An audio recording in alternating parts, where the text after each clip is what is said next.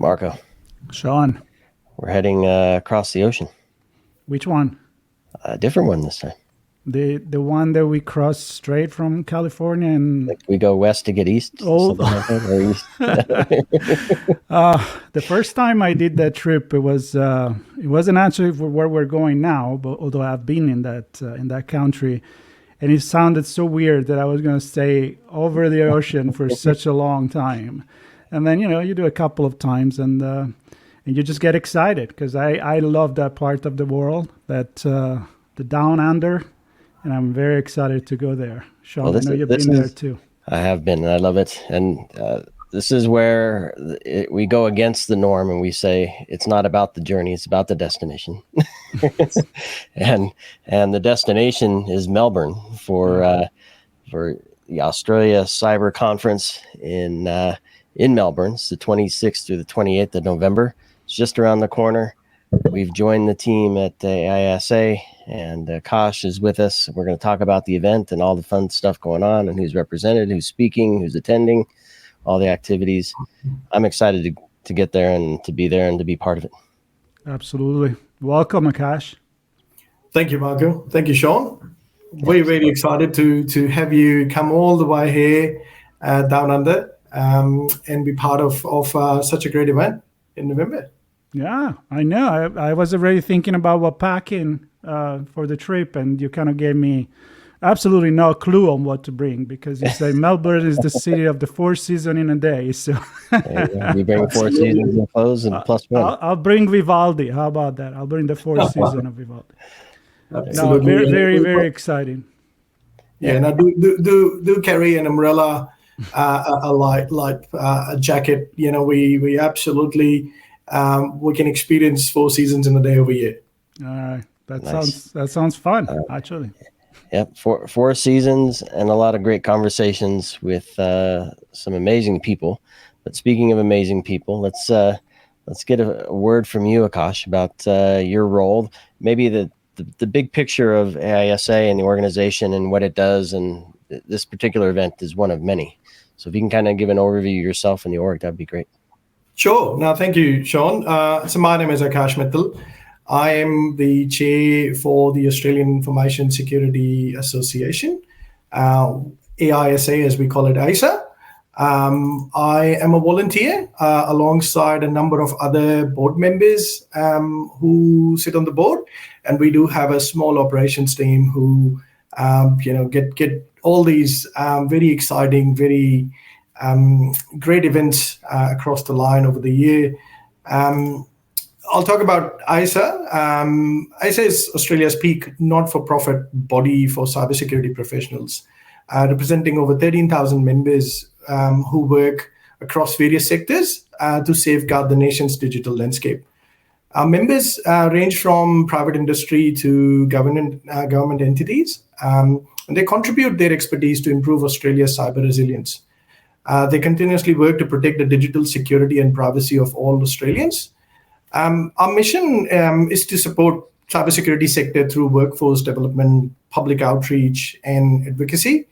And as part of that, we do a lot of networking, knowledge sharing events, and the national conference is part of that.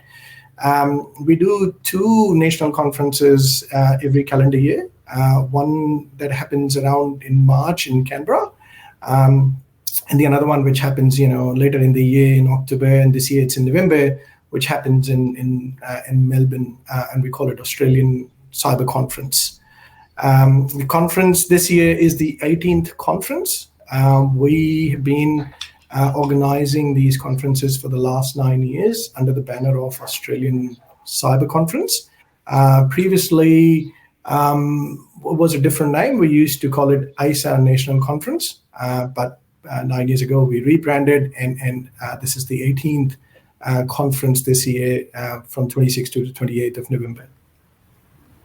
Very close. It sounds like in March we're going to have to come back there again. Canberra. Absolutely.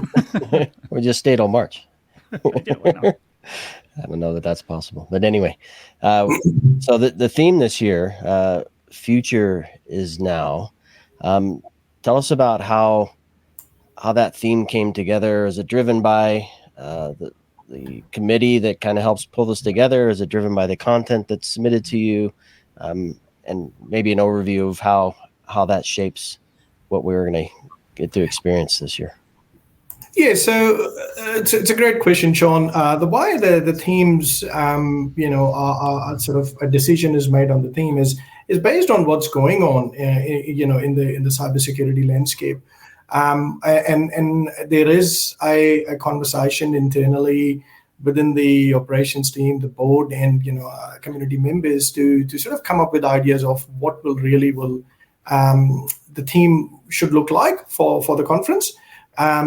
We set the theme for the year, so both the conferences within the calendar year will be under the same theme. So the Canberra conference earlier this year in March had the same theme, Future is Now, and then Melbourne conference in November again is under the same theme, same context of Future is Now. I guess in terms of the idea behind the theme, it basically reflects the urgency to recognize, adapt, and safeguard our digital landscape, which has become an integral part of all our lives today and will continue to shape for future. The rapid technological advancements and digital transformation, that happened in the last couple of years, the introduction of AI, explosion of IoT devices, electric vehicles, they have immense influence on our day-to-day lives. And as we embrace this use of technology into our lives, there's that real need to also make sure that these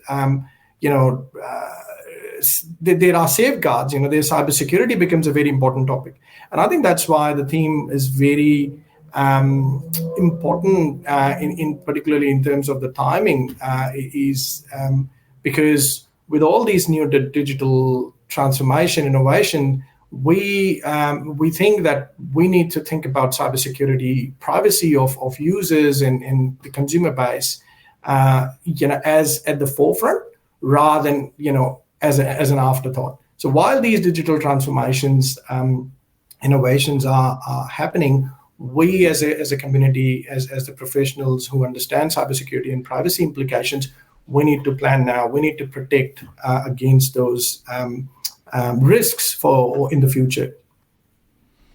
Yeah, I couldn't agree more than the choice of the theme. I mean, my podcast, it is about technology and society, and I always say that the future is now, and we can't ignore it. Like if we're living our life like if it was 20, 30 years ago. So a big fan of that, and a big fan of the conversations that I believe I'm going to have before the event, and of course, full time when we're there. I'm looking at the keynotes. I want to kind of go there to reflect the fact that it is cybersecurity, but it's also how cybersecurity affects society. It's needed because it's driven by technology, so it kind of comes around. I mean, you got people that we know, like Joe Sullivan, we had it on the show. You have an astronaut, former astronaut, Jose Hernandez. You got another friend, Miko Hipponen, that we know very well. You have actors, Carl Penn. So I see people that are in the government, people that are journalists. You're embracing society. So tell me a little bit about that. It's cybersecurity, but not strictly. Yeah, look, we tend to, Marco, we tend to bring in people from all sorts of background, and that sort of brings in the diversity of experience that they can bring into the conference and share their experiences with our delegates, at the conference. And I think that's again goes through quite a diligent process of selection of keynote speakers as part of the committee, that is formed around organizing these conferences. And we'll look at aspects of what can we bring in to the conference to really provide a wide variety of experience from these keynote speakers. We've got Nina Schick, coming and talking on the Thursday morning. She's a global AI personality. She's going to come in and talk about the opportunities, the risks in AI, and again, it's very important, for our delegates to to understand different perspectives from these experts in the individual fields. Jose Hernandez, you talked about him. Great story. There's a movie on Amazon Prime about his journey of how committed he was to his dream of becoming an astronaut, and he tried 11 times before he was successful. And I think this is the viewpoint, or again the experience we would like to bring to our delegates at the conference. Is resilience is a very important aspect of what we do in cybersecurity. We talked about Carl Penn. Carl Penn's talking on the Thursday evening. This is where we've had the 3 days of the conference, 350 sessions plus on cybersecurity. We want to close the conference on a bit of a lighter note, where we talk about his experience of acting days, transitioning from being an actor into going and working in the Obama administration in the White House. I'm also cognizant as it's U.S. election this month.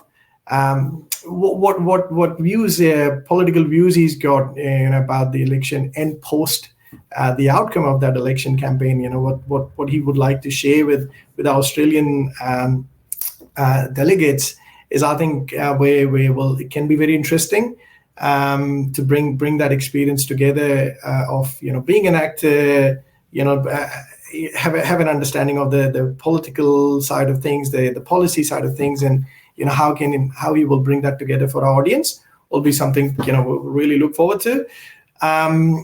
We also have a lot of speakers from the government coming in addressing the delegates.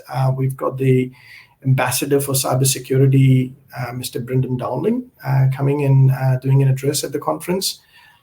We have our National Cybersecurity Coordinator, Lieutenant General Michelle McGuinness. She's coming in talking at the conference. The one thing I'd like to add at this point, Marco and Sean, within Australia, we've been going through a bit of a journey in terms of cybersecurity. In the last couple of years, there's quite a bit of activity that has been undertaken by the federal government in terms of we've got a new cybersecurity strategy, a national cybersecurity strategy that was released late last year. And as part of that, there are more initiatives that are coming out as part of implementing that strategy. Just last month, a new cybersecurity legislative package was actually tabled at the Parliament. And we're going through that process here in Australia at the moment, where there's quite a bit of discussion around the inclusions of that package and how that's going to impact the businesses, the professionals, how it's going to make Australia a more cyber resilient country overall. And it's quite timely that this conference is happening in November, because it gives us an opportunity to have people from the government come and talk about those inclusions of those cybersecurity bill and how they will affect or improve our cyber resilience overall. And we're expecting, some of these representatives from the government and the government agencies will touch upon some of those aspects of the cybersecurity legislative package when they're at the conference. I'm excited to meet some of them and have some great conversations. Perhaps some before, certainly some on site. I want to talk about Akash, about what people can expect. So clearly, future is now looking at resilience. How does the Australian infrastructure and society deal with the threats that they're facing with respect to technology and cybersecurity? And he also spoke to the work that AISA does with individuals approaching and entering and operating as employees in this space. How does the program kind of help bridge all those gaps? We have professionals, we have academia, we have government, we have researchers, and then there's this program where hopefully we can all come together and find the things that interest us, that drive us, make us personally resilient, make our teams resilient, make our organizations, make our society resilient. So can you paint that picture, maybe touch on some of the program? I know there's some workshops and knowledge sessions and some villages. So how does all that come together to make that possible? Yeah, it's a great question, Sean, and I'll try to cover it as best as possible because the program itself is very comprehensive. 350 sessions across 3 days, 440 plus speakers across 3 days. We've got workshops. More than a dozen workshops across the 3 days. We've got 12 sessions in the plenary. We've got a knowledge sharing, hub on the exhibition floor, which is open for small to medium-sized businesses and NFPs, and then we've got villages. So let me try to break this down. The first thing I'll say is the way the conference overall is designed is it's designed in a way that there is something for everyone. You walk in, you go onto the exhibition floor. We have created activation spaces around the exhibition floor, which we call, the villages and the knowledge sharing hub, where people can go and interact and learn and sort of know more about, any particular areas that they're interested in when they are, visiting these villages. And I'll come back to the villages in a minute. As part of the program, there are 24 streams that we are catering for in terms of speakers, covering across those 24 streams, from, GRC, governance, risk and compliance, to quantum, to AI, to, human risks, mental health, critical infrastructure. So again, like as I said, the way the program's been designed is that there's something for everyone. When you come to the conference, we have a conference website, cyberconference.com.au. The program's there available now with all the sessions, with the locations, with the speaker details and everything. We encourage everyone to spend the time before coming to the conference to look through the program, to identify what interests them. What is it that they're finding a challenge in their personal life or working life, answers to the questions they're looking for, and then find those relevant topics or speakers as part of the program, and then make it really worthwhile when you come to the conference. It is a quite extensive program. We've received this feedback, where people have turned up to the conference without really looking through what the program really includes or has to offer, then it can be a little bit overwhelming on the spot for the speakers to, for the delegates to identify which ones are worthy of their time. So I think that preparation is really important coming to the conference. In terms of workshops, hands-on workshops are available across the 3 days where people can go, and it's a classroom style workshop. People can sit down and sort of practically see, an instructor-led classroom style workshop to understand, how to do certain things. It's threat hunting or, particular feature set or a capability that they would like to understand how it works. That's available as part of the program. There's some cool things in there, Akash. I see some SAN stuff. I see some MITRE stuff, playbooks, and SOC workshops. Lots of amazing things in there. So as you noted, something for everybody. Correct. Get your hands dirty. Yep. Love it. Yes, absolutely. And look, I'll go back to the concept of the villages. So these villages are on the exhibition floor and they're open to all. So the way the conference is structured is we've got the main plenary, all the session rooms that are part of the main conference, and then we have the exhibition hall where we have all our exhibitors, our sponsors, who are going to be talking about their capabilities, product sets, and what they have to offer. As part of that, what we have also included is we've got these villages, and they are 3 villages that I'm going to talk about. One is the careers village. And basically what that is, it's open to all to go and participate and sort of understand, basically, again, get answers to any questions they have. If someone is looking to advance their career in cybersecurity, or even looking to making a change into the field of cybersecurity, we have industry experts who are going to be available there throughout the day for across the 3 days, who they can go and have a chat and learn from their experiences. This village is will be sort of representative by the industry experts, people who have a career in cybersecurity, know the ins and outs. We will also be providing, as part of the Career Village, a resume review. If someone wants to, get some feedback on their resume and sort of want any points to change or improve the way they have drafted their resume. We also, as part of the Careers Village, there will be tips on interviews. What are some of the tricks or tips that people can use to crack an interview? There'll be talks about how to build a brand. We all talk about networking. We talk about you gotta have a brand in the sector.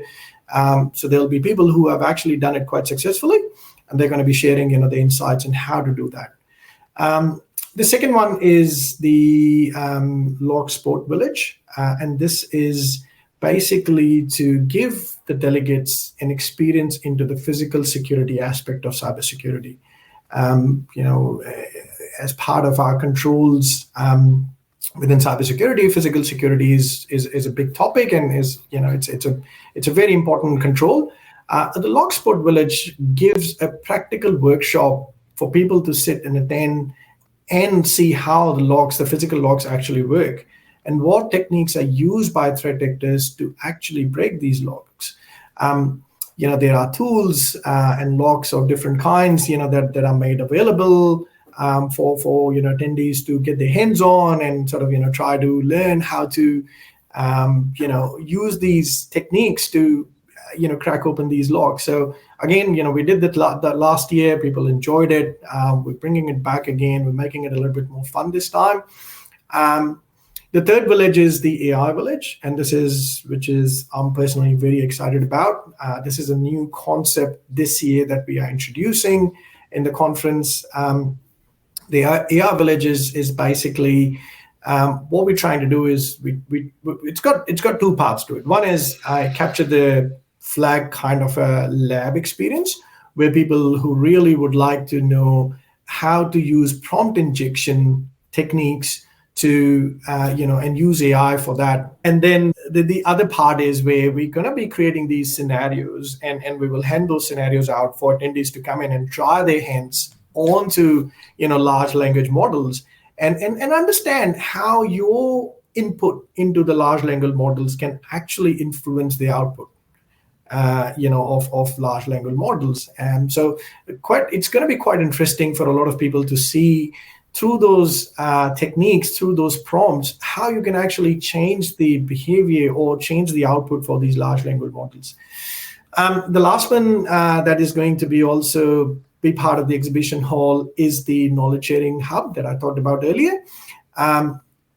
We think it's very important to have the small, medium businesses and non-for-profits to understand some very practical tips of how they can safeguard their businesses, on a day-to-day basis. Their challenges around cybersecurity are quite different to large organizations, and the techniques that work for small, medium businesses and non-for-profits can be very different. Their requirements are very different.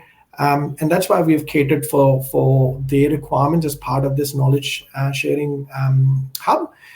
They're going to be around 40 talks across the 3 days.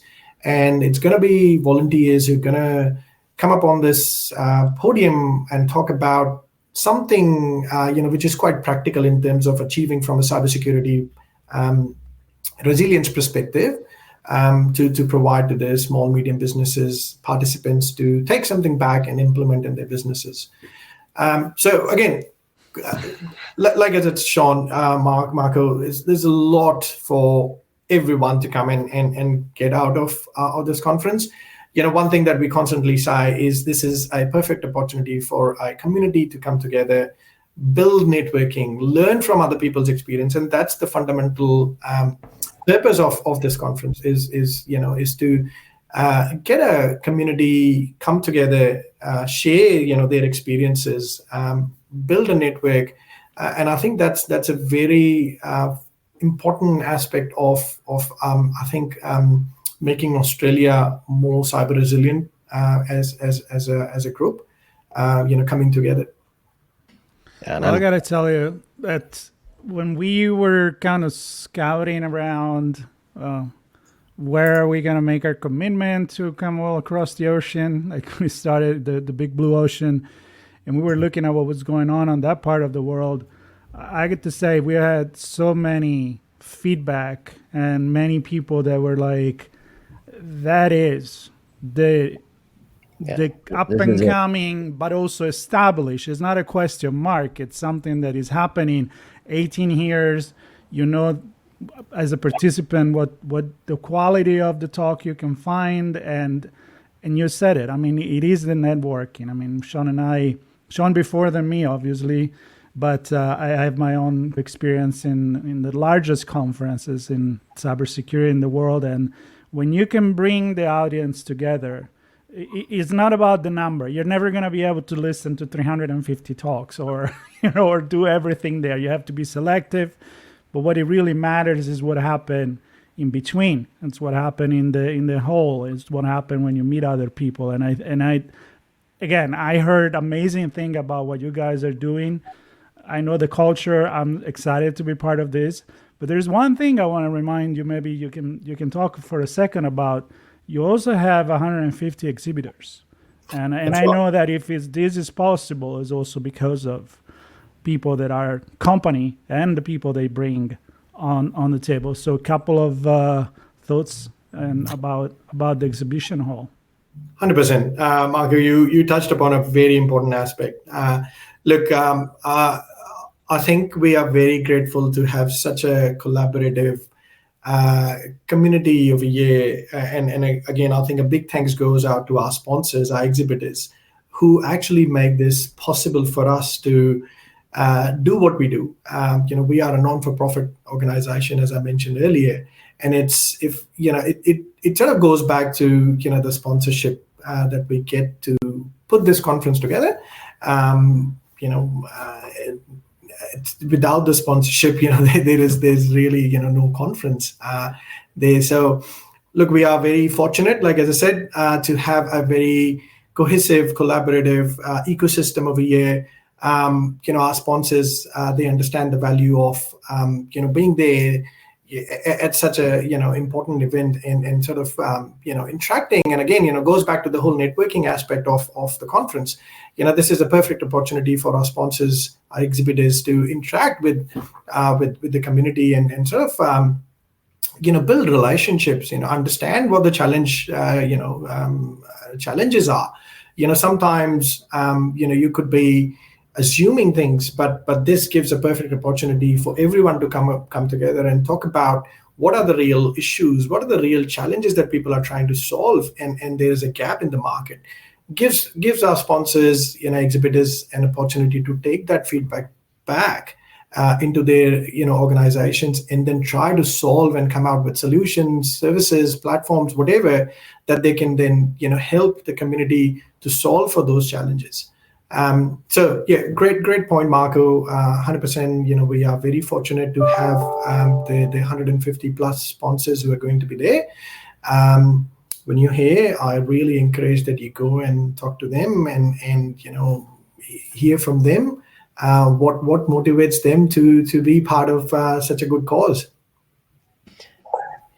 Yeah, and there's no question a ton of innovation in the region from the tech perspective, which we were just talking about, but also in the policy and in the government perspective, kind of helping to drive from the top down a nice view of here's what we need to do for Australia and our partners in the region to be resilient, as we spoke to. And I think, yeah, the individuals and all the folks coming together, including the sponsors, kind of round out that big picture. I'm hoping to have some some conversations with some of the exhibitors there as well for some briefings to learn about some of those innovations, perhaps even some of the small medium business folks we can connect with as well.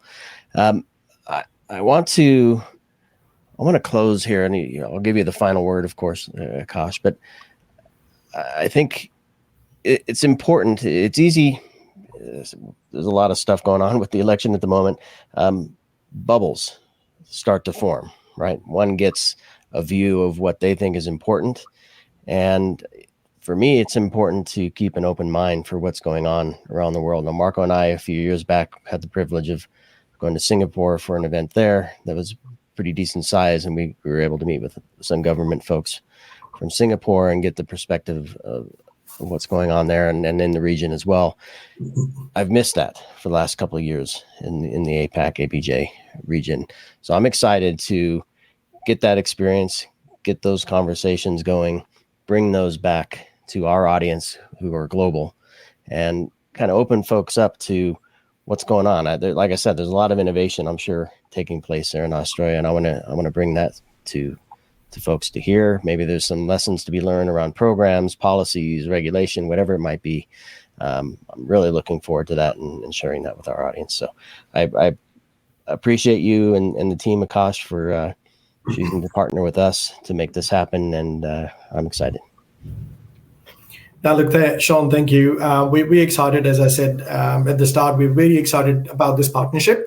And we are very glad that you are making the trip all the way to Down Under and going to be spending the week here with us. You make a very good point about the bubbles. And I think, again, it goes back to bringing everyone together and breaking those silos and connecting, everyone together. We do have a really strong ecosystem of innovation over here, as you will see at the conference. We do bring in a lot of startup at the conference. And again, I will encourage you to sort of go and have a chat with them and see how they see, solving the problems in cybersecurity and privacy, and maybe a mechanism to take their voice overseas, through your medium. To see if that is a problem, across the boundaries of Australia, where there's an opportunity for them to address, the other markets. Yeah, well, absolutely. There is for sure no boundaries when it comes to cybersecurity. It's a global problem, and I think it requires a global solution, as we spoke many times when we touch on international relationship and political science and government collaborating one with another. And I'm excited to talk to all the people that are going to be there from the Australian government and other government in the region, because that could be a really good connection and a table where everybody hopefully can sit and have a constructive conversation, right? That's what we need now. So yes. Can't wait to get on the big metal bird that is going to bring us there. I was going to take the boat. But, you're going to go with the maybe I'll fly. We got a couple of other things before that. So all right, I'll fly. You can't take all that time, although it will be fun. No, everybody needs to stay tuned. This is our first of many, many conversations. As our audience know, there'll be some pre-event, but when we're there in person, we're there. So if anybody that wants to chat with us, say hi, or actually get on the mic with us, that will be fantastic. Obviously, speakers, keynotes, and people from the organization. Yeah. Cyberconference.com.au, the Melbourne event, Melbourne 2024.cyberconference.com.au. Of course, ITSP Magazine has the conference there on our site. 26th through 28th of November, just around the corner, Melbourne Convention Center and Exhibition Center, if I can only speak. Excited to be there. Everybody stay tuned, subscribe, share with your friends and enemies, and let us know if you have a story to share as well. Akash, thank you so much. Sean, thank you so much. Marco, thank you so much for your time. Can't wait to meet you in person. Same here. Look forward to it. Bye, everybody. See you.